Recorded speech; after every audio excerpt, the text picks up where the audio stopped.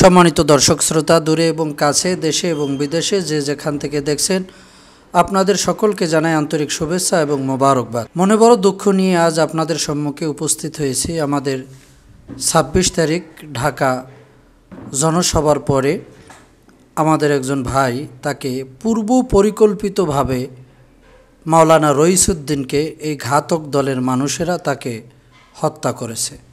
এ ব্যাপারে বিস্তারিত মন্তব্য করেছেন নূরে বাংলা আল কাদেরী। এবং আমি ইআরপি পরিবারকে আমার পক্ষ থেকে আন্তরিক মোবারকবাদ। আজকের ভিডিও যারা যেখান থেকে দেখবেন, সারা পৃথিবীর প্রত্যেকটা মানুষের প্রতি আমার শ্রদ্ধেয় সালাম এবং মোবারকবাদ।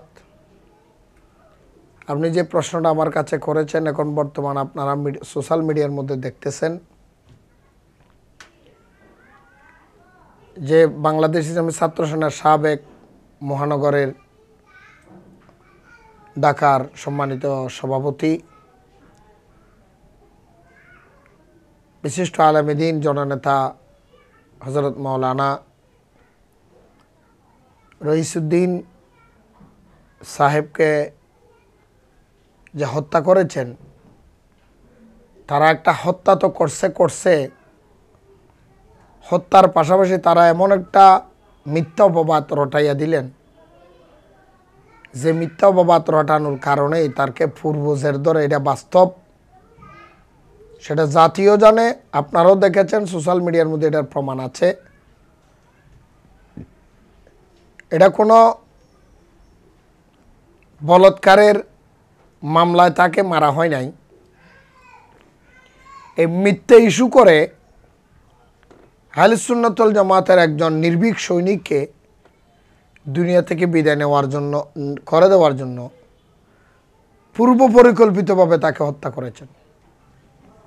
বলে তার আলামত, যদি তারা পূর্ব পরিকল্পিতভাবে ওনাকে যদি হত্যা না করতেন, তাহলে ওনাকে প্রথমে মেরে পুলিশকে ডেকে নিলেন, পুলিশের গাড়ির মধ্যে ওনাকে তুললেন। পুলিশ জানার পরেও একজন খুনির আসামিকে কিভাবে পুলিশের গাড়ির মধ্যে জায়গা দেয়। আর আপনারা সোশ্যাল মিডিয়ার মধ্যে দেখেছেন যে আসামিকে যদি পূর্ব পরিকল্পিতভাবে হত্যা করা না হয়, সে পুলিশের কাছে, প্রশাসনের কাছে একটু পানি চেয়েছে, সেই পানিটা একে একে ৩-৪ বার তার মুখের কাছে নিয়েছে, তাকে পানি দেয় নাই। তাতে আপনি কি বুঝাতে চাচ্ছেন? একজন মানুষ মুমূর্ষু অবস্থায় পানি চাইলে পানি না দিয়ে তাকে হত্যা করা, পানি না দেওয়া, এটা হত্যা করা মানে না হয় আর কি। আমি বিশেষ করে আপনার ভিডিওর মাধ্যমে আমি বাংলাদেশের প্রশাসনের কাছে অনুরোধ করব, যেই পুলিশ মুখের মধ্যে পানি নিয়ে পানি ফেরত নেয়, সে কোনো মুসলমান হতে পারে না, সে কোনো মানুষ হতে পারে না, সে হাত পাওয়াল একটা জানোয়ার। তার এই মস্কারিমূলক আচরণ, তার এই রকম হেয় প্রতিপন্ন আচরণে পুলিশ প্রশাসনের ইজ্জত ক্ষুণ্ণ হয়েছে। অতি সত্বর তাকে পুলিশের চাকরি থেকে বরখাস্ত করে তার সঠিকভাবে শাস্তির আওতায় আনাটা দরকার। দ্বিতীয় নম্বর ব্যাপার হলো, আপনারা দেখেছেন তাকে যদি হত্যা করা না হয়, ভিডিও ফুটেজের মাধ্যমে যারা তাকে মেরেছেন অসংখ্য প্রমাণ থাকার পরও তাদেরকে কেন গ্রেফতার করা হচ্ছে না? এবং গ্রেফতার তো করেই না, তাদের কাছে কেন মামলা নেওয়া হচ্ছে না? তাহলে নিশ্চয় তারা পূর্ব পরিকল্পিতভাবে, যারা থানার মধ্যে দায়িত্বে আছে প্রশাসন, তাদেরকে মিট করে টাকা পয়সার মাধ্যমে ক্রয় করে তারা এই কাজগুলি করেছে। না হলে কেন মামলা নেবে না? পৃথিবীর জমিনের মধ্যে এমন কোনো ঘটনা আছে বলে আমার মনে হয় না। তো আমি এক কথায় বলে দেব, মাওলানা রইসুদ্দিন আল কাদেরী সাহেবকে পূর্বজের ধরে শত্রুতামি হাসিল করার উদ্দেশ্যে তাকে সূক্ষ্মভাবে, পরিকল্পিতভাবে তাকে হত্যা করেছেন, শহীদ করেছেন। সুতরাং আমি এই কথাটাই বলবো, যারাই করেছে দুনিয়ার মানুষের চোখের মধ্যে ফাঁকি দিলেও রব্বুল আলমিনের চোখে ফাঁকি দিতে পারে না। তাদের প্রস্তুত থাকেন, তার চাইতে আরও কঠিনভাবে, নৃশংসভাবে তারা বেজ্জিত হবে, তাদের অবস্থা আরও শোচনীয় হবে। ইনশাআল্লাহ আপনারা দেখবেন। কারণ দুনিয়ার আদালতে যে শাস্তি হয় না সেটা খোদার আদালতে হয়। তা আমি বলবো এটা মৌলানা রইসুদ্দিন আল কাদেরী সাহেবকে শত্রুতা মির্জার ধরে তারা হত্যা করেছেন।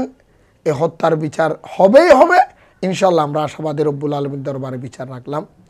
আজকে সারা দেশের মধ্যে আন্দোলন হচ্ছে, এত গুম হওয়ার পরেও কোনো সরকারের উপদেষ্টার এবং কোনো প্রশাসনিক ব্যক্তিদের এই ব্যাপার নিয়ে কোনো মাথা ব্যথাও নাই, চিন্তা ভাবনাও নাই।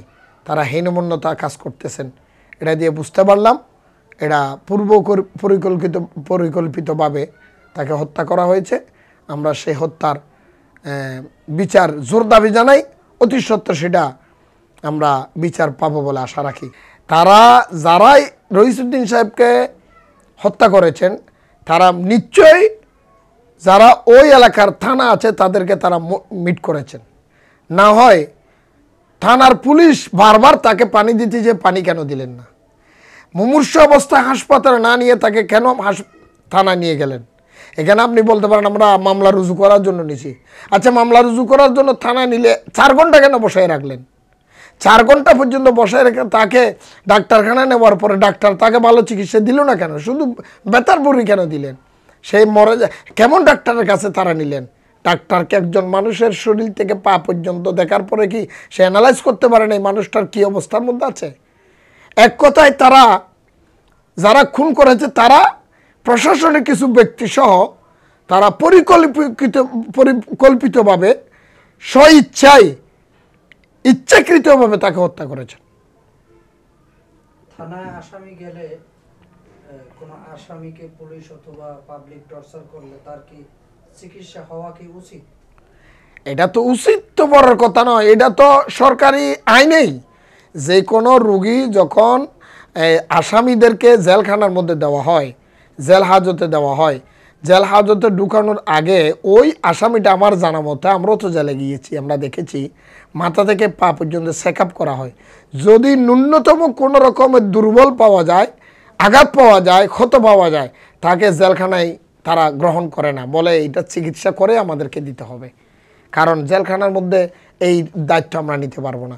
সুতরাং এই রকম একটা শরীর নিয়ে তাকে যে জেলখানায় দিল বা জেলখানা বেঁধে রাখলো, এক কথায় তারা প্রশাসন সহ সবাই মিলে তাকে পরিকল্পিতভাবে হত্যা করেছেন।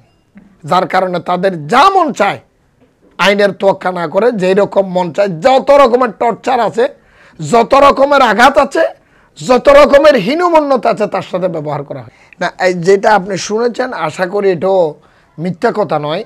আমরা যখন আহলে সুন্নাত ওয়াল জামাতের পক্ষ থেকে 26 তারিখের মধ্যে ঐতিহাসিক পৃথিবী রেকর্ড বাংলার জমিনের মধ্যে জীবনের মধ্যে প্রথম এত বড় প্রোগ্রাম আর হয়েছে বলে আমার জানা নেই ঢাকা শহরের মধ্যে, আমাদেরকে যথেষ্টভাবে বাধা দেওয়ার পরেও আমরা যখন সফল হলাম, সেই সফলতা দেখে যারা আহলে সুন্নাত ওয়াল জামাত বিরোধী, যারা দেশবিরোধী জঙ্গি সংগঠন, সে সমস্ত লোকগুলি ঈর্ষান্বিত হয়ে তার উপর আঘাত করেছে। এটা কিন্তু ভুল নয়, এটা সত্য, এটা সত্য। এটা তারা আর কি করবে, কিছু তো করতে পারতেছে না। এত বাধা দেওয়ার পরেও যখন তারা কামিয়াব হয়ে গেল আহলে সুন্নাত ওয়াল জামাত, তখন তারা ঈর্ষান্বিত হয়ে একজন আহলে সুন্নাত ওয়াল জামাতের কর্মীকে তারা দুনিয়া থেকে বিদায় করে দিয়েছেন। এটা জের ধরে পূর্বশত্রু সব কিছু মিলাইয়া তারা পরিকল্পিতভাবে তাকে হত্যা করেছেন। এক কথায় শেষ।